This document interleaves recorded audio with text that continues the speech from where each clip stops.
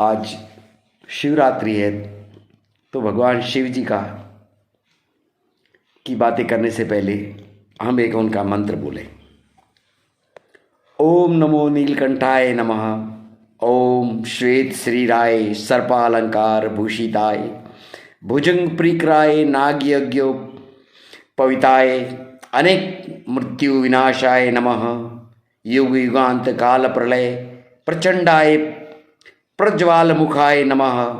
दृष्टा कराल घोर रूपाय हुम हुम फट स्वाहा ज्वालामुखाय मंत्र करालाय प्रचंडार रक शस्त्रांशु चंडाय नमः। एक्चुअली ध्यानी हो तो शिव जैसे। आप कहोगे क्या अर्थ है? ध्यान का अर्थ होता है न विचार न वासना न स्मृति न कल्पना। ध्यान का अर्थ होता है सिर्फ भीतर सिर्फ होना मात्र, परम शांति। इसीलिए शिव को मृत्यु का, विध्वंस का, विनाश का देवता कहा है, क्योंकि ध्यान ही विध्वंस है। विध्वंस है मन का, मन ही संसार है और ध्यान से मन का विध्वंस हो जाता है। मन ही सर्जन है, मन ही सृष्टि है। मन गया कि प्रलय हो गई, फिर मन नहीं है तो कुछ नहीं बचता आपके पास। मन ही सब कुछ है और मन ही सब कुछ तुम्हें करवाता है। ऐसा मत सोचो कि किसी दिन प्रलय होती है। ऐसा मत सोचो कि एक दिन आएगा जब प्रलय हो जाएगी और तब विध्वंस हो जाएगा। नहीं, जो भी ध्यान में उतरता है उसकी प्रलय हो जाती है। जो भी ध्यान में उतरता है उसके भीतर शिव का पदार्पण हो जाता है। शिव उतरने लगते हैं। ध्यान है मृत्यु, मन की मृत्यु, अपने अहंकार की मृत्यु, मैं की मृत्यु, विचार का अंत। जब शुद्ध चैतन्य रह जाए, दर्पण जैसा खाली, कोई प्रतिबिंब न बने, तब ध्यान। और शिव जी बिना कोई प्रतिबिंब के ध्यानी है। इसलिए कहता हूँ कि ध्यानी हो तो शिव जैसा। जय भोलेनाथ। शिव के व्यक्तित्व में हमने समस्त शक्तियों को स्थापित किया है।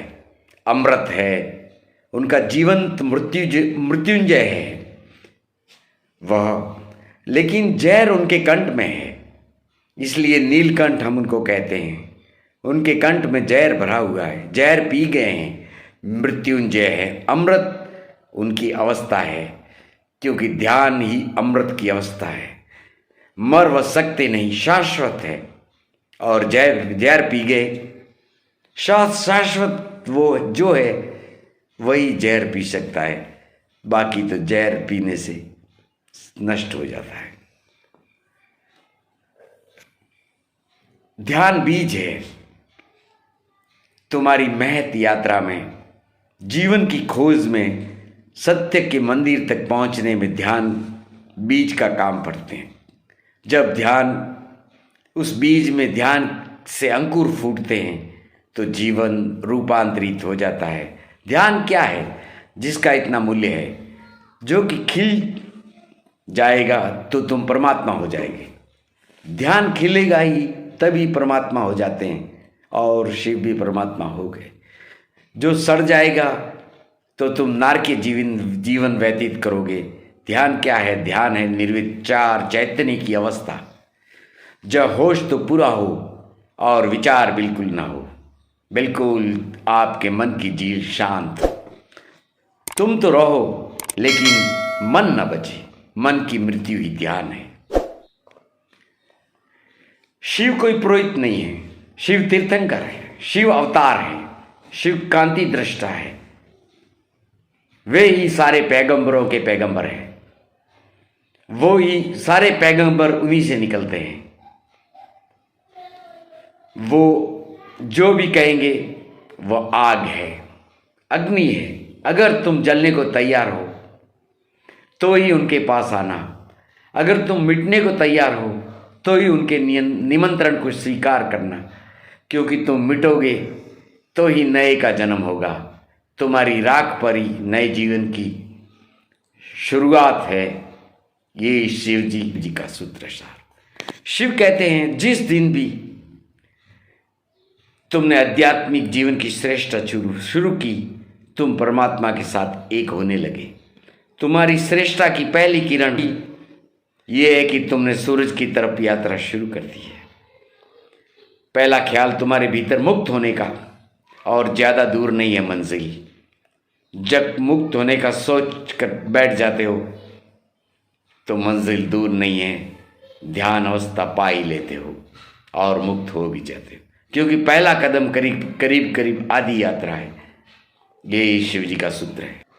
क्योंकि संसार में जो तोला जाता है वो कर्म है, परमात्मा में तोला जाता है वो भाव है। संसार कर्मों को तोलता है और परमात्मा भावों को तोलता है। संसार हिसाब रखता है तुमने क्या किया और क्या नहीं किया, परमात्मा हिसाब रखता है तुम क्या हो, तुम्हारा होना क्या है। तो ये भी हो सकता है कि तुम मोक्ष में उन लोगों को पाओ जिनको तुमने मंदिर मस्जिद में कभी नहीं देखा, क्योंकि शिव जी की यात्रा वही परिक्रमा करने से ही नहीं हो जाती है। और तुम नरक में उन लोगों को पाओ जो सदा मंदिर मस्जिद में ही जिंदगी गुजारे हो। संसार तो कृत्य देख सकता है, क्योंकि संसार के पास इतनी गहरी आंख नहीं है जो भावों को देख सके, लेकिन शिव परमात्मा तो भाव देखते हैं। और जिसने जो भावों से भर गया, जो ध्यान में उतर गया, वो शिव धाम से दूर नहीं, उस शिव धाम पहुंच ही जाता है। ओम नमो शिवाय, ओम नमो शिवाय, ओम नमो शिवाय। कर्पूर गौरम करुणावतारम संसार सारम भुजगेन्द्रहारम सदा वसंतम हृदयारविंदे भवं भवामि सहितं नमामि। जय महाकाल। ओम।